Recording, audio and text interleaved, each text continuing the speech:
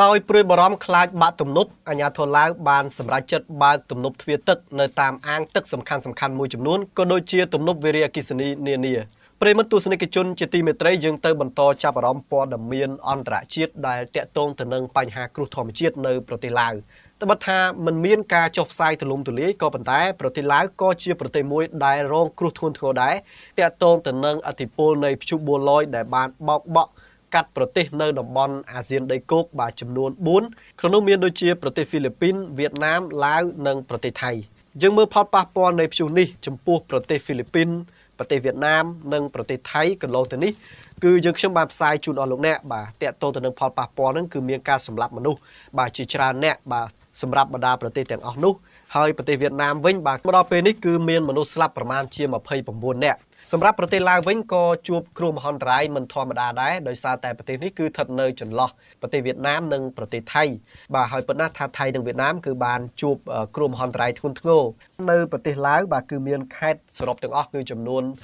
17ហើយមានក្រុងមួយទាំង17ខេត្តនេះបាទក្នុងរយៈពេល3ថ្ងៃចាប់ពីថ្ងៃទី29រហូតដល់ថ្ងៃទី2កញ្ញា2025នេះយើងឃើញថាទទួលរងនៅព្យុះភ្លៀងខ្លាំងមែនទែន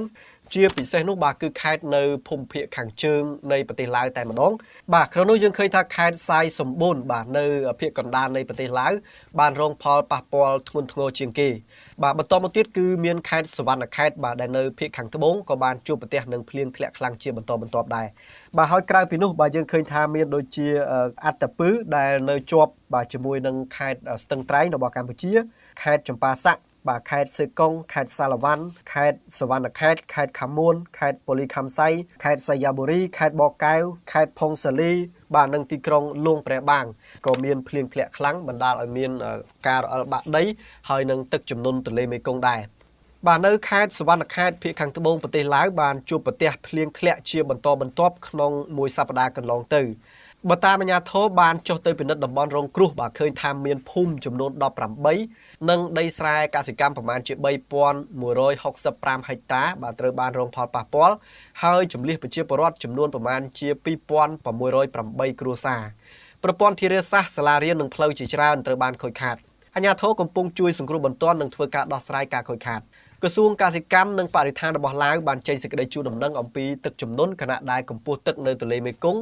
និងដៃរបស់ទន្លេមេគង្គនេះគឺបន្តកើនឡើងជាបន្តបន្ទាប់ដោយសារតែមានភ្លៀងធ្លាក់ទន្លេមួយចំនួនបានលើសកម្រិតប្រកាសអាសន្នទៅហើយជាមួយគ្នានេះបាទទឹកទន្លេមេគង្គក្នុងស្រុកប៉ាក់សេនៃខេត្តចម្ប៉ាសាក់ត្រូវបានកត់ត្រាក្នុងកម្រិត 10.93 ម៉ែត្របាទជិតប្រកាសអាសន្នដែលមានកម្ពស់បាទ11ម៉ែត្រការិយាល័យអាកាសធាតុរបស់ប្រទេសឡាវបានព្រមានពីការកើតឡើងនៃហានិភ័យទឹកជំនន់ភ្លាមៗផងដែរខណៈដែលទឹកភ្លៀងបានគេរំពឹងថានៅតែបន្តមានជាបន្តបន្ទាប់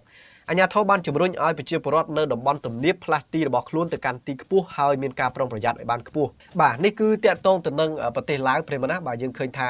មានផលប៉ះពាល់នៅបណ្ដាខេត្តមួយចំនួនដែលនៅជាប់ទន្លេមេគង្គបាទហើយជាពិសេសនោះបាទគឺនៅខេត្តអត្តពឺរបស់ប្រទេសឡាវហ្នឹងគឺបានបើកទំនប់ទ្វារទឹកបាទដែលនឹងធ្វើឲ្យមានទឹកជំនន់បាទនៅតាមបណ្ដាតំបន់ទំនាបជាពិសេសនោះគឺទឹកជំនន់ទន្លេមេគង្គយើងដឹងហើយថាប្រទេសឡាវបាទគឺជាប្រទេសមួយដែលពឹងផ្អែកបាទសេដ្ឋកិច្ចប្រទេសឡាវមួយផ្នែកធំហ្នឹងគឺតាក់ទងទៅនឹងទំនប់វារីអគ្គិសនីហើយនៅពេលដែលមានភ្លៀងធ្លាក់ច្រើនដូចនេះបាទតាមទំនប់វារីអគ្គិសនីរបស់ប្រទេសឡាវហ្នឹងគឺបើកទឹកបាទច្រើនជាងមុនដែលចំណុចទាំងអស់នេះបាទគឺអាចធ្វើឲ្យមានទឹកជំនន់បាទនៅតាមទន្លេសំខាន់ជាច្រើនជាពិសេសនោះគឺទន្លេមេគង្គតែម្ដង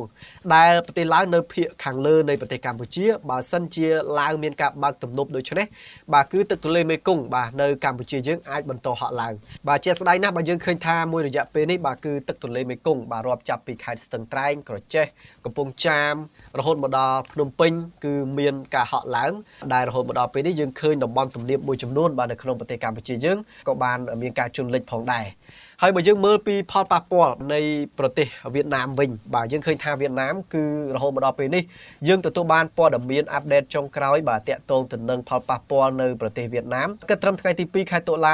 2025នេះបាទវៀតណាមមានអ្នកស្លាប់បាទដោយសារតែព្យុះភ្លៀងទឹកជំនន់នេះគឺមានការកើនឡើងរហូតដល់29នាក់ក្រៅពីទឹកជំនន់វៀតណាមក៏បានជួបគ្រោះបាក់ដីខ្យល់កន្ត្រាក់ដែលបានបណ្ដាលឲ្យមនុស្សប្រមាណជា22នាក់បាត់ខ្លួននិងរបួសជាង100នាក់បាទទឹកជំនន់បានវាយប្រហារខេត្តមួយនៅភាគកណ្ដាលរបស់ប្រទេសវៀតណាមមានឈ្មោះថាខេត្តninhបិញបាទដែលបានសម្លាប់មនុស្ស11នាក់ខេត្តហុងយៀនសម្លាប់មនុស្ស8នាក់ពីការបាក់ដី បាទហើយក្រៅពីនោះគឺដោយសារតែដើមឈើរលំលើបាទសង្កត់លើផ្ទះជាដើមនៅឯលំហសមុទ្រឯនោះវិញប្រជាជននេសាទប្រមាណជា22នាក់បានបាត់ខ្លួនបាទនៅក្នុងខេត្តខ្វាងជៀងនិងខេត្តខ្វាងត្រីតើតើទៅនឹងខ្យល់ព្យុះនេះបាទគឺបានបំផ្លាញផ្ទះបាទប្រជាពលរដ្ឋប្រមាណជា88ក្នុងផ្ទះគឺបំផ្លាញខូចខ្ទេចខ្ទីតែម្ដងហើយរបើកដំបូលវិញបាទគឺមានរហូតដល់135,000ខ្នងផ្ទះឯនោះដែលរងការខូចខាតដោយការប៉ើងដំបូលបាទចំណែកឯផ្ទះដែលរងការជន់លិចបាទគឺមាន14000ខ្នងបាទត្រូវបានលិចទឹកបាទហើយផ្ទៃដីដាំដំណាំប្រមាណជា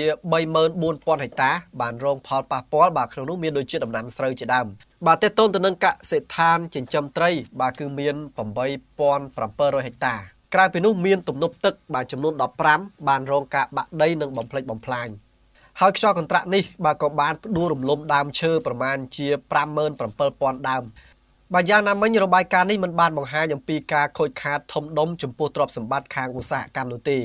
ប្រទេសវៀតណាមគឺជាមជ្ឈមណ្ឌលផលិតកម្មក្នុងតំបន់ហើយរោងចក្រធំៗនៅក្នុងឬនៅជិតផ្លូវនៃព្យុះនេះបាទរួមមានរោងចក្រមួយចំនួនដែលគ្រប់គ្រងដោយក្រុមហ៊ុន Falcon ក្រុមហ៊ុន Formosa Plastic ក្រុមហ៊ុន Luxia បាទនិងក្រុមហ៊ុន Winfast បាទអញ្ចឹងយើងឃើញប្រិមិត្តបាទតាក់ទងទៅនឹងក្រុមហ៊ុនរោងចក្រធំៗរបស់ប្រទេសវៀតណាមណាគឺក្រុមហ៊ុនទាំងអស់នេះបានបើករោងចក្រនៅភាគខាងជើងនិងភាគកណ្ដាលនៃប្រទេសវៀតណាមនេះឯងដែលយើងឃើញថាវាចំផ្លូវនៃព្យុះទីហ្វុងនេះតែម្ដងកន្លងទៅយើងឃើញព្យុះទីហ្វុងបាទគឺឆ្នាំ2024មានឈ្មោះថាយ៉ាគីនឹងបានបោកបក់បាទកាត់ប្រទេសវៀតណាមបាទនៅចំទីក្រុងធំៗនៅភាគកណ្ដាលក៏ដូចជាភាគខាងជើងនៃប្រទេសវៀតណាមនឹងដែរដូច្នេះវាអាចប្រឈមបាទទៅនឹងហានិភ័យនៃផលប៉ះពាល់ខ្លាំងមែនទែនបាទការពីព្យុះយ៉ាគីកន្លងទៅនេះបាទគឺបានធ្វើឲ្យវៀតណាមនឹងគឺស្លាប់មនុស្សរហូតដល់300នាក់បាទហើយខូចខាតទ្រព្យសម្បត្តិប្រមាណជា3.3ពាន់លានដុល្លារអាមេរិកផងដែរបាទប្រិមត្តទស្សនិកជនយើងមើលមកកម្ពុជាវិញបាទកម្ពុជាក៏រងគ្រោះដោយទឹកជំនន់ដែរបាទនៅខេត្តមួយចំនួន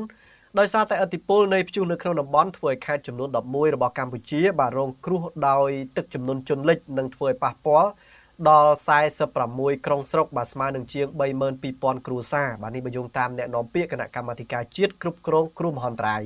អ្នកនាំពាក្យគណៈកម្មាធិការជាតិគ្រប់គ្រងគ្រោះមហន្តរាយលោកសុតកឹមកុលមនីបានឲ្យដឹងថាដោយសារតែឥទ្ធិពលនៃព្យុះក្នុងតំបន់ធ្វើឲ្យកម្ពុជាមានភ្លៀងធ្លាក់ពីបង្គួរទៅច្រើនហើយជាពិសេសនោះគឺនៅតំបន់ខ្ពង់រាបនិងតំបន់វាលទំនាបនៃប្រទេសតែម្ដងបាទអ្នកនាំពាក្យបានលើកឡើងថាទឹកភ្លៀងបានបង្កជាទឹកជំនន់ទឹកភ្លៀងនៅតំបន់មួយចំនួនដែលគិតចាប់ពីថ្ងៃទី26មកបាទរហូតដល់ថ្ងៃទី1ខែតុលា2025បាទខេត្តដែលជន់លិចនេះគឺមានដូចជាខេត្តមណ្ឌលគិរីរតនគិរីបាទខេត្តស្ទឹងត្រែងក្រចេះព្រៃវែងកំពង់ធំសៀមរាប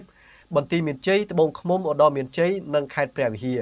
ហើយថ្មីកន្លងទៅនេះយើងឃើញខេត្តពោធិ៍សាត់បាទក៏បានចេញ